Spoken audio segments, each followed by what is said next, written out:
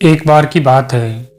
रोज की तरह संत रामदास प्रार्थना कर रहे थे, लेकिन अब वो प्रार्थना करते समय अपने होंठ नहीं हिलाते थे, जिससे यह पता चल पाए कि वे प्रार्थना आदि कर रहे हैं। उनके एक शिष्य ने जब यह देखा तो उसके पीछे की वजह जानने के लिए काफ़ी उत्सुक हो गया।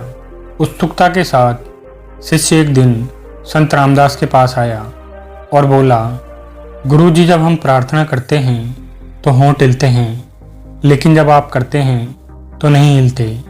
आमतौर पर जब आप कुछ बोलते हैं तो होंठों में थोड़ा कंपन आता है, चेहरे पर कुछ बोलने का भाव नज़र आता है, लेकिन प्रार्थना करते समय ऐसा नहीं होता। आखिर ऐसा क्यों? कृपया इसके पीछे का कारण बताइए। संत रामदास ने कहा, एक बार जब मैं राज्य की राजधानी से गुजर रहा था तो मैंने देखा कि महल के द्वार पर राजा अपने सैनिकों के साथ खड़े थे और उनके सामने एक भिखारी था। भिखारी अपने फटे पुराने कपड़े पहने वहीं खड़ा रहा। उसका शरीर काफ़ी कमज़ोर दिख रहा था, मानो कई दिनों से उसने भोजन ना किया हो। शरीर भूख के मारे सूखकर कांटे की तरह हो गया था।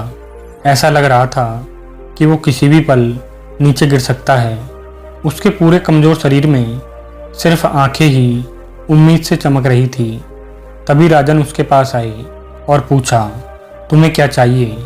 भिखारी ने अपनी कमज़ोर आवाज़ में जवाब दिया, राजन, मुझे क्षमा करें, मैं आपसे एक बात कहना चाहता हूँ। मैं इतनी देर से इस हाल में आपके द्वार पर सहायता की आस लगाए खड़ा हूँ। अगर मेरा हाल देखकर आप नहीं समझ पा रहे तो मुझे नहीं लगता कि बताने की कोई ज़रूरत है।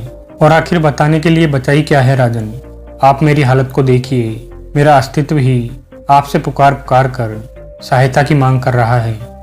उसकी बात सुनकर पहले तो राजा को थोड़ा गुस्सा आया, लेकिन भिखारी की बातों को समझने के बाद राजा बातों में छुपे गहरे अर्थ को समझ गया और उसने सैनिकों को आदेश दिया कि उस भिखारी के लिए खाने और साफ कपड़ों की व्यवस्था की जाए।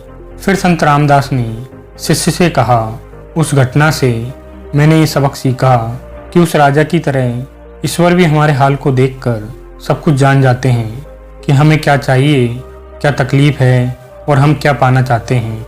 इसीलिए उस दिन से मैंने बोल बोल कर प्रार्थना करना बंद कर दिया। मैं बस भगवान के द्वार पर खड़ा होकर उनकी सच्ची भक्ति करता हूँ। मन ही मन में उन्हें अपनी तकलीफ़ों के बारे में बताता हूँ।